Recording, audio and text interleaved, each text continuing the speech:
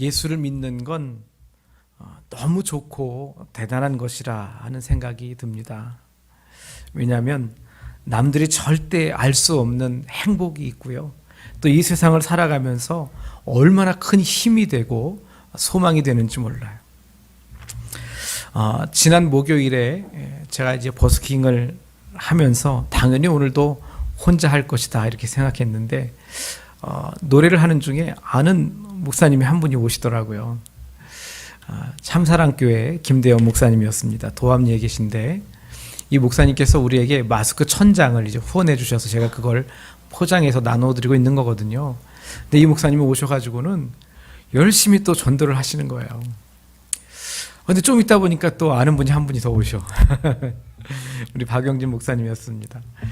근데 너무 맛있는 커피를 전 처음 먹어보는 거예요. 목사님 그 이름이 뭐였어요? 여쭤보지 못했네. 망고 스무디?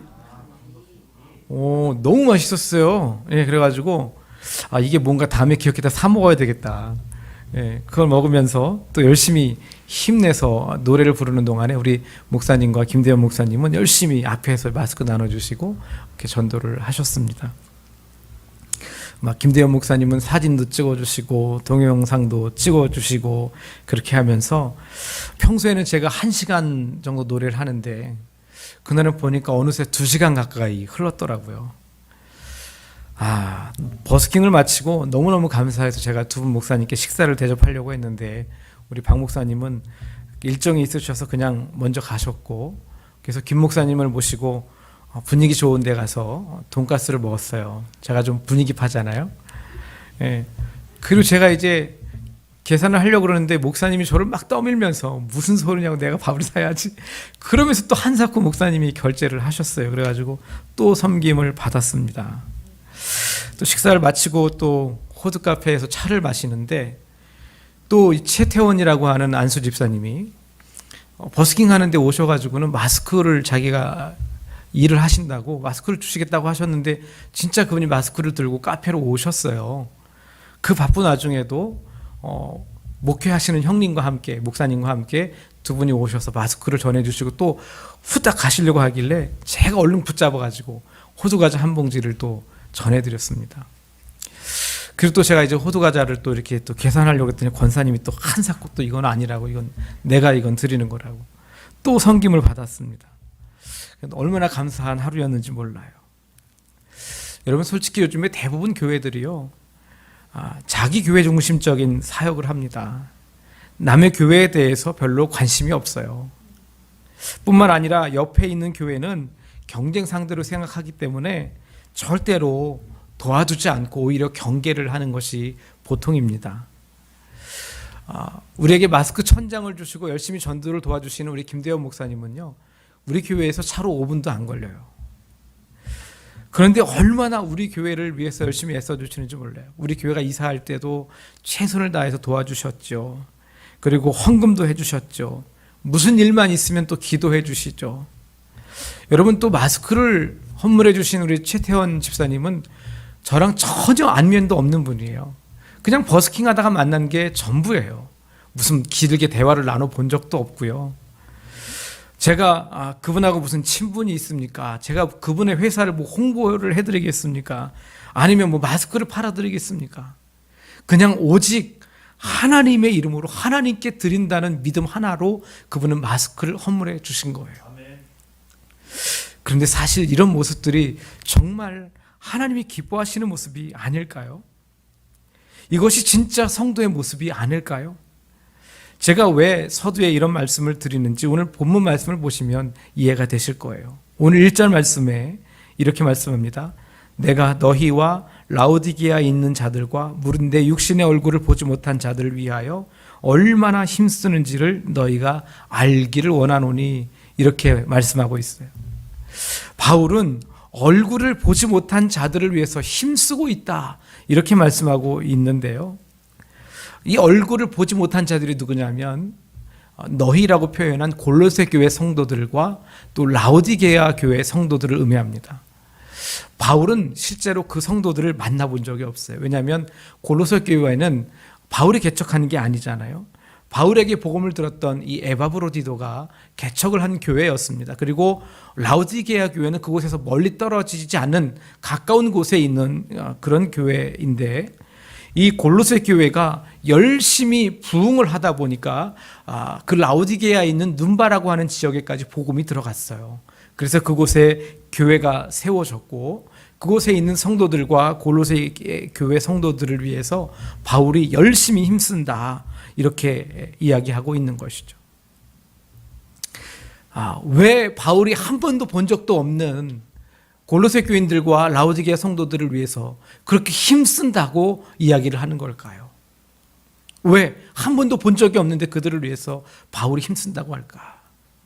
그들이 바로 하나님이 그토록 기뻐하시는 하나님의 자녀이기 때문입니다. 그들이 바로 예수 그리스도와 연합한 지체이기 때문입니다. 예수를 구주로 고백하는 순간 나와 너는 따로 떼려야 뗄 수가 없는 존재가 되는 거예요. 예수님이 머리가 되시고 성도는 모두가 지체가 되는 놀라운 연합이 이루어지는 것입니다. 그렇기 때문에 골로새 교회 성도든 라우디게아 교회 성도든 참사랑교회 교회 성도든 우리 행복한 교회 성도든 모두가 다 하나님 나라의 한 가족이 되는 것입니다.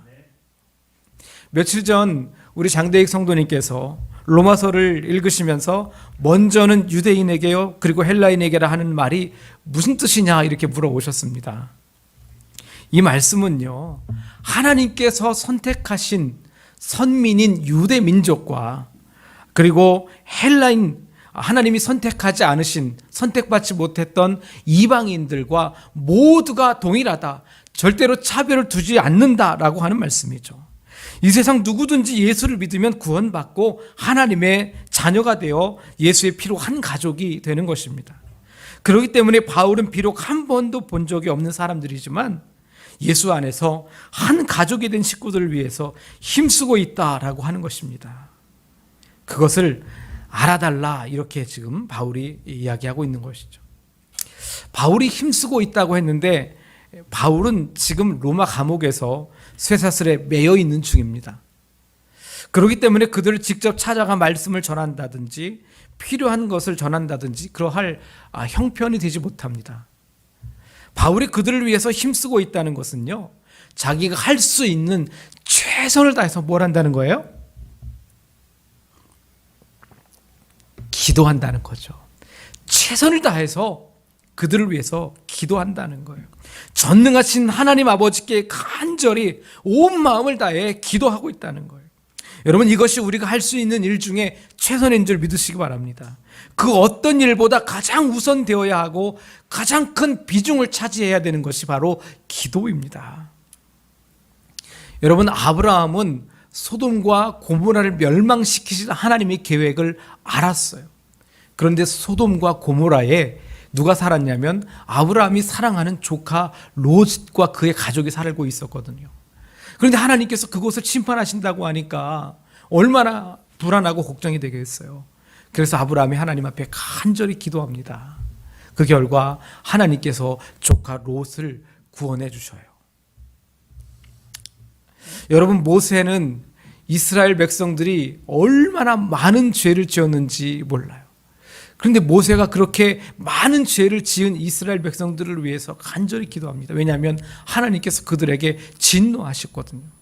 하나님께서 그들을 모조리 다 진노하심으로 말미암아 멸망시키시겠다고 자꾸만 말씀하시는 거 몇 번이고, 그때마다 모세는 하나님 앞에 간절하게 기도하면서 하나님 참아주시라고 그렇게 붙들고 매달려 기도합니다. 그래서 하나님께서 몇 번이고 참으시고 용서하시고 그러셨습니다. 여러분, 기도는 바로 그런 거예요. 진노당할 수밖에 없었던 자들을 위해서 기도할 때 하나님께서 구원해 주시는 역사가 나타나는 줄 믿습니다. 이런 말이 있어요. 내가 일하면 내가 일할 뿐이지만 내가 기도하면 하나님께서 일하신다. 우리 한번 보여주실래요? 우리 같이 한번 읽어보겠습니다. 다 같이 시작.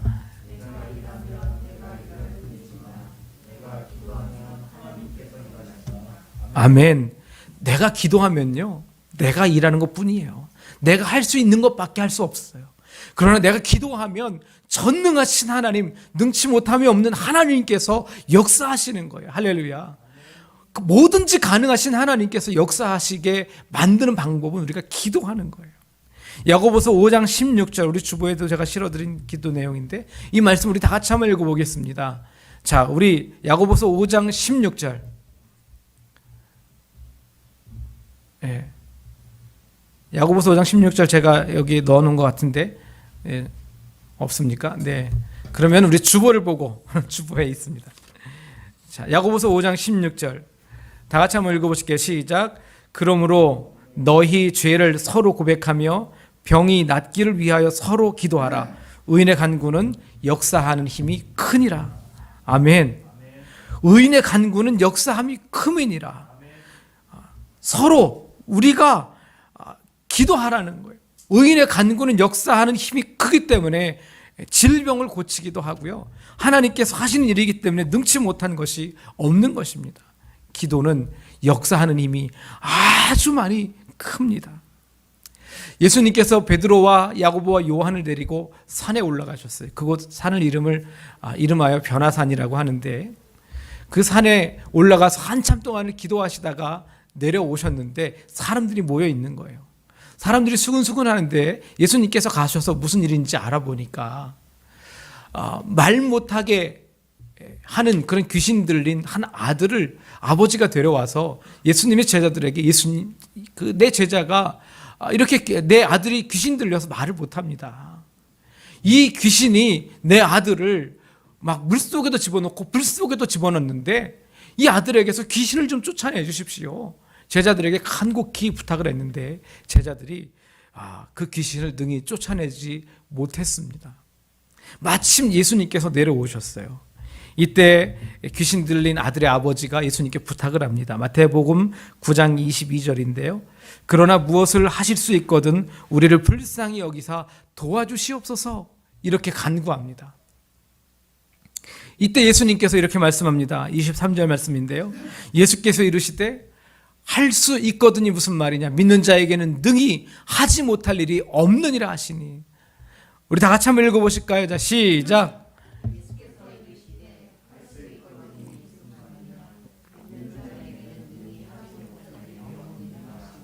할렐루야. 할 수 있거든이 무슨 말이냐, 믿는 자에게는 하지 못할 일이 없다. 우리 하나님께서 이렇게 말씀하시는 것입니다. 믿는 자에게 능히 하지 못할 일이 없다. 뭐든지 다 가능하다라고 우리 주님은 말씀하시는 것입니다.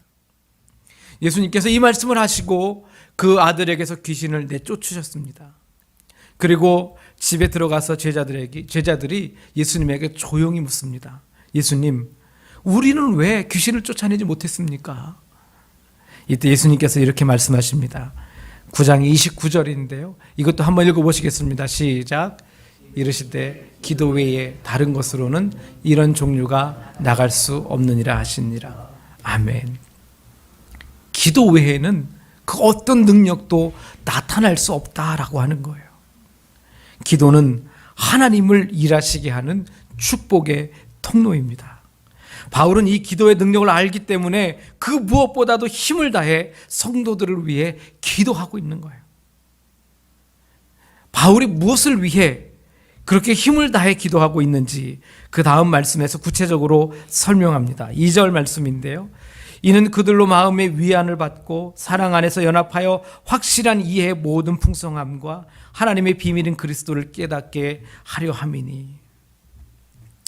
자, 2절 말씀의 시작은 이는 이렇게 시작해요. 이는. 이 이는 보니까 NIV 성경에서는요, my purpose, 이렇게 my purpose is 라고 하는 말로 시작을 해요. 나의 목적은 내가 이렇게 기도하는 목적은 이런저런 것이다 라고 설명하는 거예요. 바울이 간절히 기도하는 목적은 첫 번째로 뭐냐면 마음의 위안을 받고입니다. 마음의 위안을 받고. 이 위안이라고 하는 단어를 영어 성경에서는요, encourage라고 하는 단어를 사용했어요. encourage. 이 단어의 의미는 뭐냐면 격려하다, 용기를 북돋우다라고 하는 의미입니다. 그러니까 위안이라는 말, 너희들에게 격려하고 용기를 북돋아 주기 위해서 내가 기도하고 있다. 여러분, 격려와 용기는 어떤 때 필요할까요? 내가 하려고 하는 일이 잘 될 때 격려나 용기가 필요할까요? 그냥 잘 되고 있을 때 그때 격려와 용기가 필요할까요? 아니, 그땐 그냥 잘하면 돼요. 계속 하던 대로 하면 돼요. 그런데 뭔가가 잘 되려다가 말고 앞으로 나아가려고 하는데 장애물이 자꾸 끌어내리려고 할 때, 어떤 상황이 여의치 않을 때, 그때 바로 격려와 용기가 필요한 것입니다. 제가 전도를 하려고 하는데 잘 되지 않을 때, 제가 이렇게 목회를 하고 우리 행복한 교회 성도님들이 함께 행복한 교회를 세워나가려고 하는데 성도들이 더 들어오지 않고 빠지려고 할 때는, 그때는 어떻게 돼? 막 낙심이 되잖아요. 그럼 그때 뭐가 필요한 거예요? 격려가 필요하죠. 용기가 필요하죠. 골로새 교회와 라오디게아 성도들에게 지금 이 격려와 용기가 필요하다는 것은 그들의 신앙이 뭔가 순탄치 않다라고 하는 것을 보여주는 것입니다. 믿음 생활을 잘해보려고 하는데 무언가 자꾸 방해를 하고 있다는 거예요. 실제로 그들은 유대주의와 영지주의 같은 이단 사상에 흔들리고 있었어요. 그래서 바울은 본문 4절에서 이렇게 말씀합니다. 내가 이것을 말하면 아무도 교묘한 말로 너희를 속이지 못하게 하려 함이니. 또 8절에서는 이렇게 말씀합니다. 누가 철학과 헛된 속임수로 너희를 사로잡을까 주의하라. 이것은 사람의 전통과 세상의 초등학문을 따르며 그리스도를 따름이 아니니라. 철학과 헛된 속임수, 바로 이것이 이단 사상을 뜻하는 거예요. 전통과 세상의 것들을 따르는 잘못된 이론이라는 거예요. 너희들이 지금까지 어떻게 살아왔는데, 너희들이 지금까지 무엇을 따르며 살아왔는데 너희들이 이 풍습마저, 이 가풍마저 너희가 버리려느냐? 너희가 이 전통을 지켜야 되지 않을까? 너희가 이 풍습을 따라야 되지 않겠냐? 그래야 너희가 이 가문의 사람이지, 그래야 너희가 이 나라 사람이지, 그래야 너희가 우리 집안 사람이지, 그래야 너희가 유대 민족이지, 너희가 헬라인이지, 이렇게 이야기하는 거예요. 골로새 교회 성도들은 이런 이단 사상으로 인해서 성도들이 분열되고 나누어질 수 있는 위기에 처해 있는 것입니다. 지금까지는 자기들이 유대주의에 따라왔고 어떤 율법주의를 따랐고 그리고 많은 전통과 많은 세습을 따라왔었는데, 이제 새로 신흥 종교로 막 부흥하고 있는 이 예수 그리스도를 따르는, 이 복음을 따르는 이 믿는 사람의 행함의 도리를 다하려고 하니까 많은 어려움에 부딪히고 마는 거예요. 그래서 예수를 처음 믿을 때가 굉장히 힘들고 어려운 거예요. 왜냐하면 내가 지금까지 살아온 그런 방법이 있거든요.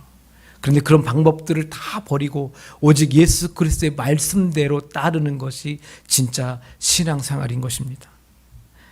이렇게 헷갈리고 어렵고 분별력이 떨어져서 지금 내가 어디로 가야 될지 갈팡질팡하고 있는 이 골로새 라오디게아 교회 성도들에게 바울은 지금 강력하게 권고하고 있는 것입니다.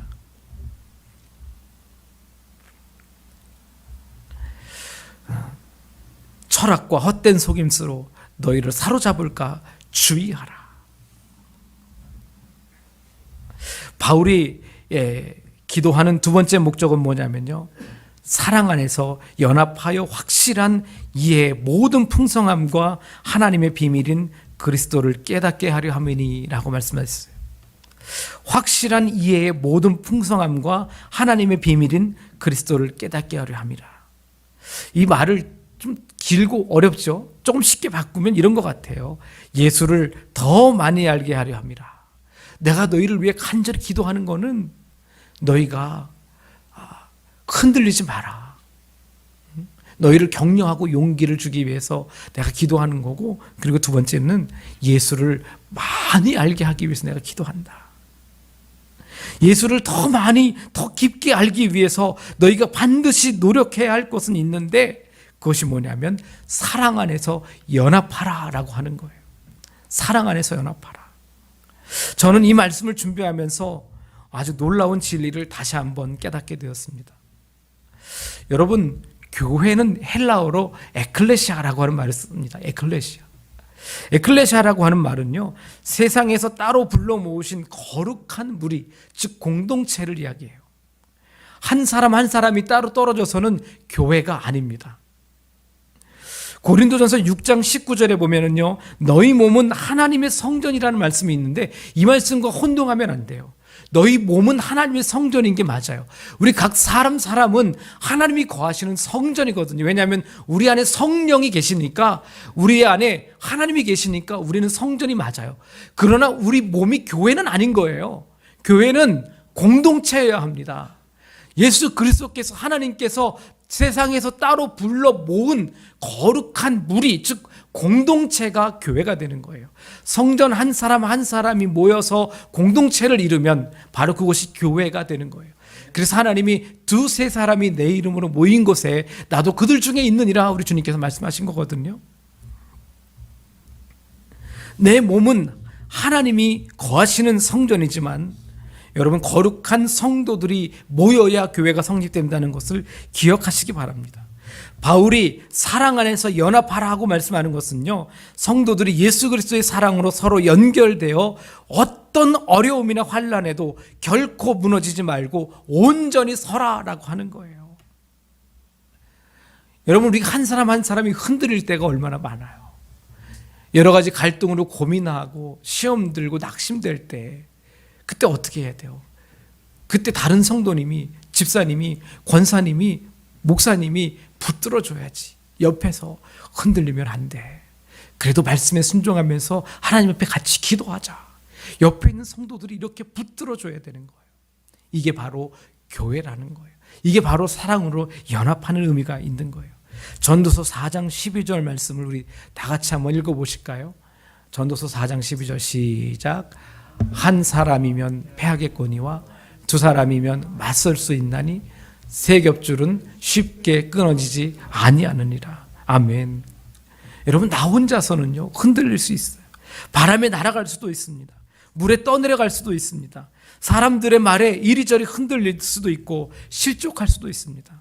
하지만 성도들이 예수 이름으로 연결되고 연합한다면 그 어떤 것도 흔들 수 없고 무너뜨릴 수 없는 것입니다. 그렇기 때문에 사랑으로 연합하라는 거예요. 그렇게 할 때 하나님의 비밀인 그리스도를 깨닫게 되고 더 깊이 더 많이 알게 되는 것입니다. 그리스도를 깨닫고 아는 것이 너무나 중요해요. 그 이유를 3절에서 이렇게 말씀합니다. 그 안에는 지혜와 지식의 모든 보화가 감추어져 있느니라. 예수를 깊이 알아야 될 이유는 그 안에 보화가 감추어져 있다는 거예요. 그 안에는 누구죠? 예수 안에. 예수 안에. 이 세상에서 가장 귀하고 가치 있다고 생각하는 것, 그것보다 훨씬 더 귀하고 가치 있는 것이 예수 그리스도 안에 감춰져 있다는 거예요. 그렇기 때문에 우리는 예수를 알아야 돼요. 바울은 빌립보서에서 그렇게 말씀하잖아요. 자기가 가지고 있는 모든 환경과 지식을 배설물처럼 여긴다. 왜 그러냐면 그리스도를 아는 지식이 가장 고상하기 때문이다. 그렇게 고백했어요. 여러분, 성도님들이 쉽게 범하는 오류 중에 하나는 뭐냐면, 교회 조금만 다니면 나 이제 예수님을 알아. 나 이제 예수를 알아. 그러나 여러분, 이것은 크나큰 착각이에요. 예수는 평생 알기 위해서 노력해도 다 알 수가 없습니다.